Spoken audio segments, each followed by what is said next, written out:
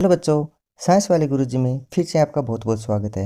जैसा कि आपको पहले बता दिया, इस चैनल पर आपको क्लास 10th के साइंस के जितने भी क्लास नोट्स हैं वो बिल्कुल फ्री में मिलेंगे, पीडीएफ में मिलेंगे और उनका प्रत्येक का जो एक्सप्लेनेशन वीडियो है वो भी आपको इस चैनल पर फ्री में मिल जाएंगे।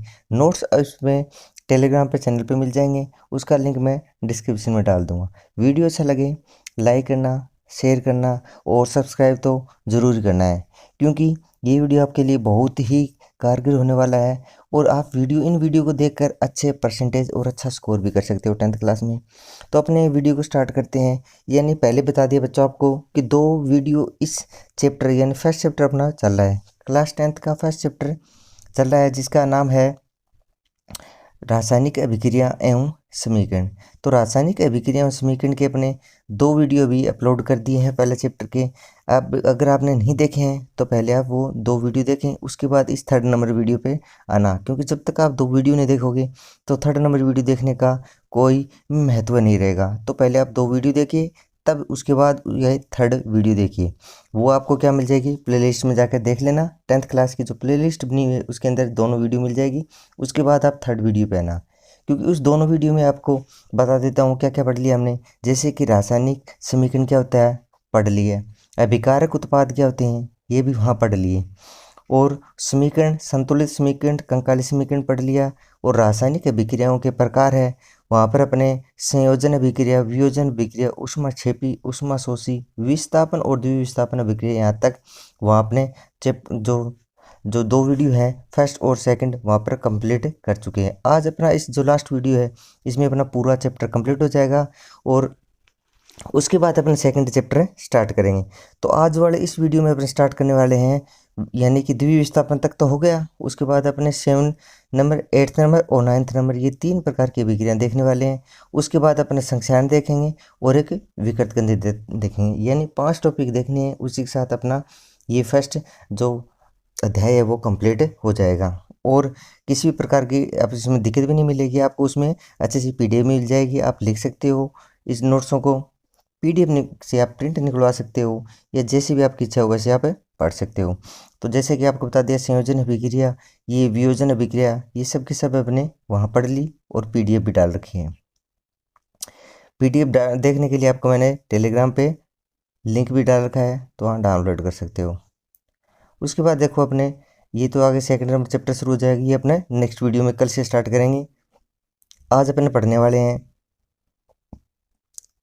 यानी द्विविस्थापन तक वहाँ है। आज पढ़ेंगे अपन उपचयन अभिक्रिया। क्या बच्चों क्या पढ़ने वाले हैं, उपचयन अभिक्रिया क्या होती है। यानी बच्चों उपचयन अभिक्रिया को हम ऑक्सीकरण अभिक्रिया कहते हैं। क्या कहते हैं बच्चों, इसका एक नाम होता है ऑक्सीकरण अभिक्रिया, यानी उपचयन को अपन क्या कहते हैं, ऑक्सीकरण अभिक्रिया। नाम से पता है ऑक्सीकरण यानी O2 का जुड़ना, यानी O2 का बढ़ना। O2 का जुड़ना बच्चों, O2 का जुड़ना क्या होता है, ऑक्सीकरण अभिक्रिया। यानी O2 का जुड़ना बोल दो, यह हाइड्रोजन का हटना, यानी हाइड्रोजन की कमी आ जाए, ऑक्सीजन की वृद्धि हो जाए, वो क्या कहलाएगी, ऑक्सीकरण अभिक्रिया। ये डेफिनेशन है बच्चों, अच्छे से याद कर लेना।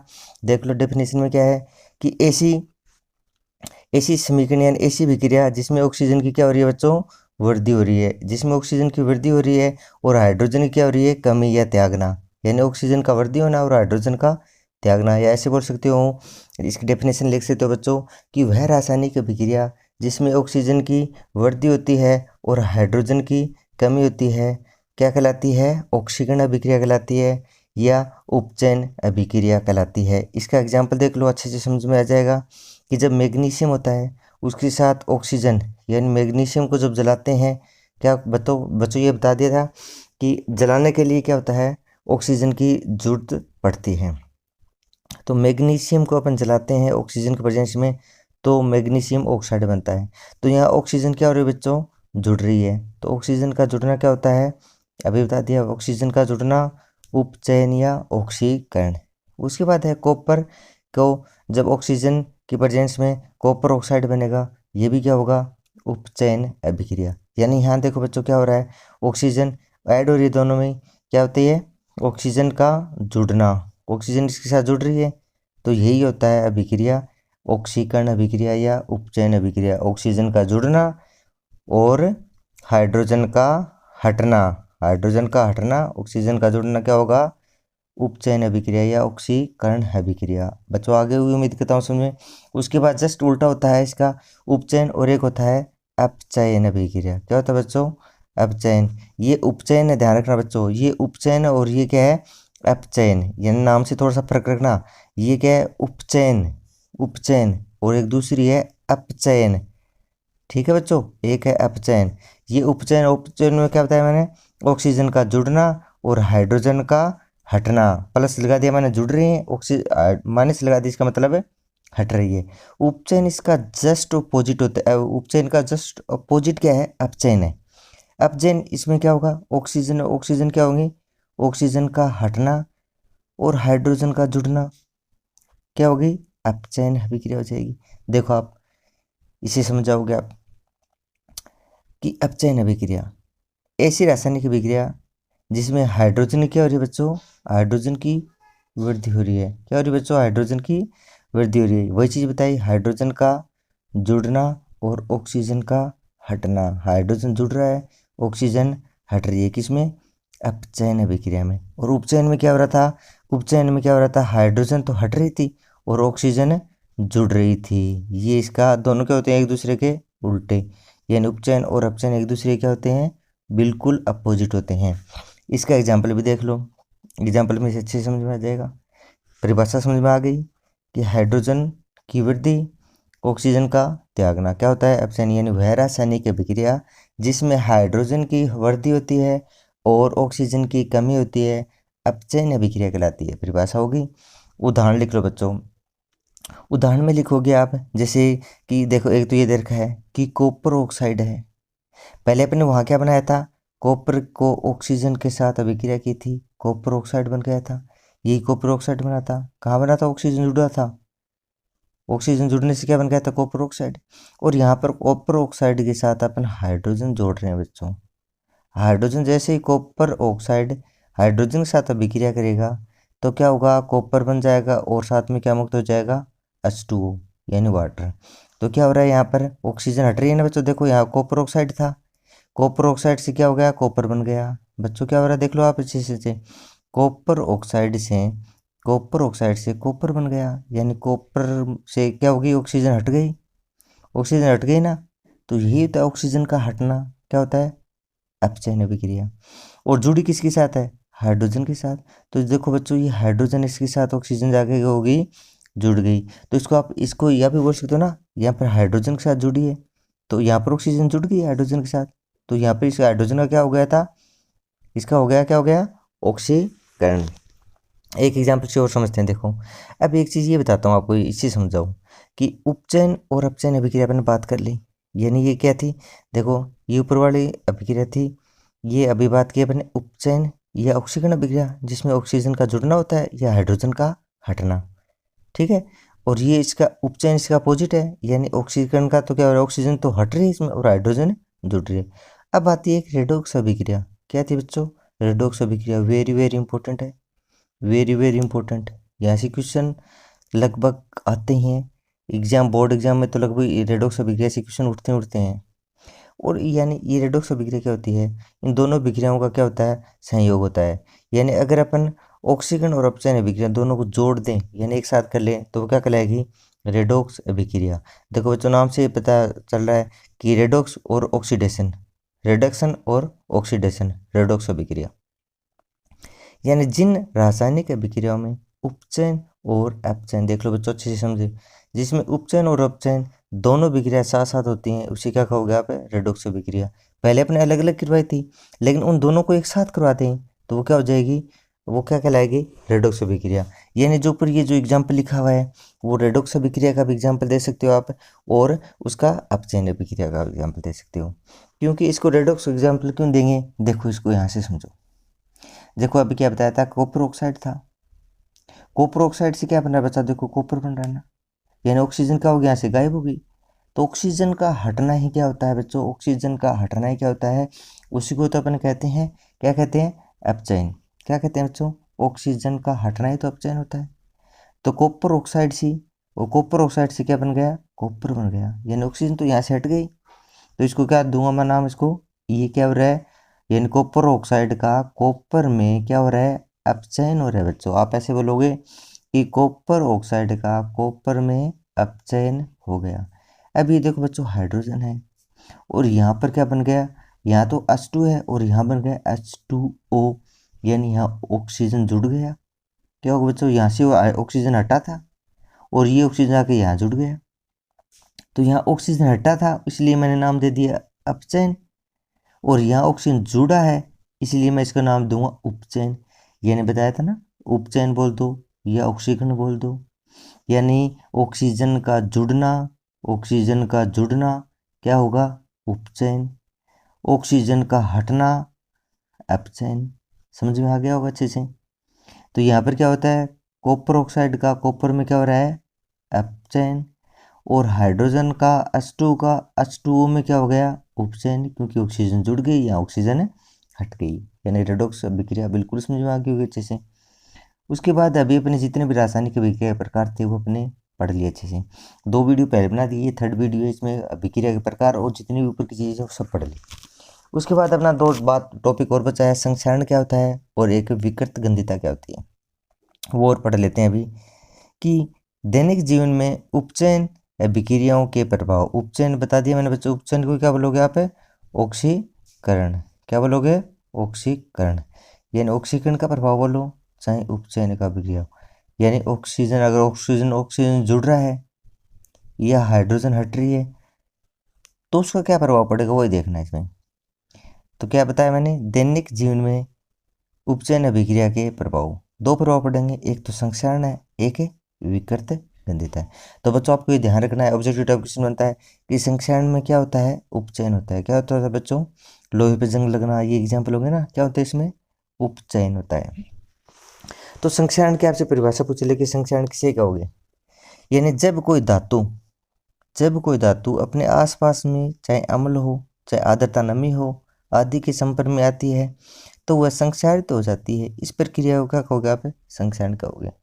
जैसे कि आप एक एग्जाम्पल से समझो, जैसे चांदी है, चांदी क्या होगी, धातु होगी बच्चों, चांदी क्या होगी, धातु होगी, क्योंकि धातु की बात चली, चांदी है धातु। और चांदी को जैसे अपन खुले में छोड़ते हैं, अपने घरों में भी देखते हैं, जैसे चांदी होती है वो काली पड़ जाती है ना बच्चों। चांदी देखते हैं, चांदी की जैसे पाजेब होती है, अंगूठियाँ होती है, देखते हैं वो भी देखते हैं, वो सब काली होती जाती है। क्यों हो जाती है, उसी के कारण होती है कि जैसे चांदी क्या होगी, धातु होगी, और चांदी के ऊपर जो काली परत हो रही है वो किसके कारण होगी, क्योंकि उसमें आसपास में अम्ल के संपर्क में आओ या क्षार के आर्द्रता के संपर्क में आओ तो वो क्या हो जाती है, चांदी काली हो जाती है। क्यों हो जाती है, क्योंकि उसका क्या हो गया, संक्षारण हो गया। दूसरी बात करते हैं अपन, तांबे के बर्तन भी देखते हैं अपने घरों में, तांबे के बर्तन होते हैं, उस पर एक हरी परत चढ़ जाती है बच्चों, देखते हैं अपन, वो तांबे पर जो हरे कलर की जो परत चढ़ जाती है वो भी किसके कारण होती है, वो किसके कारण होती है, संक्षारण के कारण होती है। क्योंकि तांबा यानी कॉपर होगा वो भी ऑक्सीजन के साथ जुड़ेगा, क्रिया करके क्या बना लेगा, कॉपर ऑक्साइड बनाएगा, तो इस प्रकार से उसकी क्या बन जाएगी, तांबे की काली परत बन जाएगी इस पर। उसके बाद लोहे पर जंग लगना, बच्चों आपने लोहे को भी देखा होगा, जो जंग लग जाता है लोहे, यानी लोहे देख लो, चांदी देख लो, तांबा, ये सब की सब क्या होता है बच्चों, धातु होती है। तो वही चीज़ अभी बात की है कि धातु होती है, क्या होती है, संक्षारण के बारे में बात की है कि यानी जब कोई धातु होगी, कोई भी धातु है, चाहे चांदी है, लोहा है, तांबा है, जब भी ये किसी क्या होगी, आर्द्रता के संपर्क में आ जाए, यानी नमी के संपर्क में आ जाए, अम्ल या क्षार के संपर्क में आ जाए, तो वो क्या हो जाती है बच्चों, संक्षारित हो जाती है। क्या हो जाती है बच्चों, संक्षारित हो जाती है। तो ये सब संक्षारण के एग्जाम्पल आपको याद रखने हैं कि चांदी का काला होना, तांबे पर हरे रंग पर चढ़ना और लोहे पर जंग लगना, ये सब किसके एग्जाम्पल है, संक्षारण के। और किसके कारण होता है ये, ऑक्सीकरण यानी उपचयन के कारण होता है। तो बच्चों आशा करता हूँ ये भी चीज़ समझ में आ गई। उसके बाद अपना लास्ट पॉइंट है इस चैप्टर का, विकृत गंधिता। यानी विकृत गंधिता का भी आप समझो, जैसे नॉर्मल में अपने घरों में जैसे अपन अचार तैयार करते हैं, तेल की जितनी भी चीज़ें बनाते हैं, वो कुछ टाइम बाद में अपने आप भी क्या हो जाती है, खराब हो जाती है। वही क्या होती है, विकृत गंधिता होती है। वो क्यों खराब होती है, उनको खुले में छोड़ देते हैं तो क्या हुआ, वो नमी ऑक्सीजन के साथ क्या होगा, संपर्क में आती है और क्या हो जाती है, उनके साथ अभिक्रिया करके क्या हो जाती है, वो उसका अपना स्वाद और टेस्ट है वो बदल जाता है और वो क्या कहलाती है, विकृत गंधिता कहलाती है। इसकी परिभाषा से समझो, विकृत गंधिता, गंध आ रही है, और विकृत यानी जो बुरी गंध आ रही है, यानी तेल है या वसा का क्या करके उपचयित हो जाने पर विकृत गंधिता हो जाती है तथा इससे गंध व स्वाद में भी क्या हो जाता है, परिवर्तन हो जाता है। क्या समझ गए बच्चों? यानी तेल की चीज़ है, अपन घरों में चीज़ बनाते हैं तेल की, तेल की चीज़ हो या वसा की चीज़ हो, वो क्या होगा, खुले में छोड़ोगे आप तो वो क्या होगी, अपना स्वाद और अपना गंध क्या बदल लेती हैं, वो क्या होती है, विकृत गंधिता होती है। जैसे आप चाहे किसी की बात कर लो, आप जब शादी त्योहार में जो भी चीज़ें बनाते हैं, जो भी अपने जो मिठाई बनाते हैं या और कोई नमकीन बनाते हैं, उनमें क्या हो जाते हैं, उसका टेस्ट खराब हो जाता है, वो क्या है, विकृत गंधिता है। तो इसमें क्या करते हैं बच्चों कि इसमें प्रतिओक्सी कारक मिलाकर अथवा भोज्य पदार्थों को निर्वातित पात्रों में रखकर या उनमें नाइट्रोजन प्रवाहित करके उन्हें रोका जा सकता है। ये बच्चों ये हो गया कि विकृत गंधिता को रोक कैसे सकते हो। ये चीज़ तो आपको समझ में आ गई कि विकृत गंधिता होती क्या है। यानी तेल और वसा की जितनी भी चीज़ होती है वो खराब हो जाती है, वही क्या होती है, विकृत गंधिता होती है। जैसे अपन देखते हैं अचार देख लो, अचार भी कुछ टाइम के बाद क्या होता है, उस पर फंगस लग जाती है, वो भी क्या है, विकृत गंधिता है। तो वो इस प्रकार की, जैसे चिप्स के पैकेट होते हैं खुले में छोड़ देते हैं, वो खराब हो जाते हैं, वो एक विकृत गंधिता है बच्चों। उससे बचा कैसे जा सकता है, यानी वो खराब क्यों होती है, मैंने बता दिया, ऑक्सीजन के संपर्क में आएगी, क्या कर लेगा, ऑक्सीकरण होगा उनका, यानी उसका क्या हो जाएगा, उपचयन हो जाएगा, और क्या हो जाएगा, विकृत गंधिता हो जाएगी। तो उसको अपन बचाने के लिए पहला क्या कर सकते हैं कि उसमें प्रतिओक्सी कारक मिला देंगे। क्या मिला देंगे बच्चों, प्रतिओक्सी कारक मिला देंगे। पहले तो ये होगा बचाव होगा, यानी प्रतिओक्सी कारक मिलाकर बचा सकते हैं, यानी प्रतिओक्सी कारक मिला दिया है तो वो ऑक्सीजन से अभिक्रिया नहीं कर पाएगा। दूसरा है कि वो उन भोज्य पदार्थ है जो खराब होने वाले हैं, तेल और वसा वाले, उन भोज्य पदार्थों को आप क्या करो कि निर्वातित पात्रों में रख दो। निर्वातित पात्र उन्हें बोलेंगे बच्चों कि जिसमें किसी प्रकार की हवा या आर्द्रता नमी कुछ भी ना हो, वो क्या होंगे, निर्वातित। निर्वात का मतलब वही होता है कि जिसमें किसी हवा भी नहीं हो, वो क्या होंगे, निर्वातित पात्र होंगे। या फिर इनमें नाइट्रोजन प्रवाहित करके उन्हें प्रक्रिया में रखना रोका जा सकता है, ठीक है। या इसमें क्या करते हैं कि जहाँ पर ऑक्सीजन होती है, ऑक्सीजन को बाहर निकाला, उसकी जगह क्या भर देते हैं अपन, नाइट्रोजन को भर देते हैं, जिससे भी क्या होगी, वो एक्री हो जाएगा। उदाहरण देख लेते हैं बच्चों इसका भी। उदाहरण के तौर पे देखो, आप आलू की चिप्स होती हैं, आलू की जो चिप्स की थैलियाँ होती है ना, वो आपने देखी होगी फुली हुई आती है। क्यों आती है फुली हुई, क्योंकि उस थैलियों के अंदर नाइट्रोजन गैस भरी होती है बच्चों। वो फुली हुई कारण का वही होता है कि उसके अंदर क्या होती है, नाइट्रोजन गैस होती है। और वहाँ यानी कि थैलियों में से ऑक्सीजन को बाहर निकाल के उसके स्थान पर क्या भर देते हैं, नाइट्रोजन गैस भर देते हैं। और नाइट्रोजन गैस क्या होती है, अधिक इतनी ज़्यादा क्रियाशील नहीं होती, जिसके कारण वो चिप्स और वो खराब नहीं होती। तो सबसे एग्जाम्पल है, बहुत अच्छा एग्जाम्पल है, ध्यान रखना कि जितने भी जो चिप्स की जो पैकेट होते हैं बच्चों, उनकी थैलियों में कौन सी गैस भरी होती है। एग्जाम्पल क्वेश्चन आते हैं डायरेक्ट कि जो चिप्स, आलू के चिप्स होते हैं, उनकी थैलियों में कौन सी गैस भरी हुई होती है, तो आपको आंसर करना है नाइट्रोजन गैस भरी हुई होती है। तो बच्चों इसी के साथ अपना चैप्टर फर्स्ट कंप्लीट होता है। और ये अभी तक 3 वीडियो के अंदर अपना फर्स्ट चैप्टर कंप्लीट हो गया है, और तीनों वीडियो इस चैनल पर अपलोड है, पीडीएफ भी अपलोड है। वीडियो अच्छा लगा तो चैनल को सब्सक्राइब करें, लाइक करें, कमेंट करें, और कैसा लगा ये तो ज़रूर करके बताएं। और कुछ अगर किसी भी प्रकार का डाउट है और कुछ बात पूछनी है तो वो भी आप मैसेज कमेंट करके मुझे बता सकते हैं। चलो ठीक है बच्चों, अगले बार नेक्स्ट वीडियो कल अपलोड कर देंगे। ओके बाय, धन्यवाद।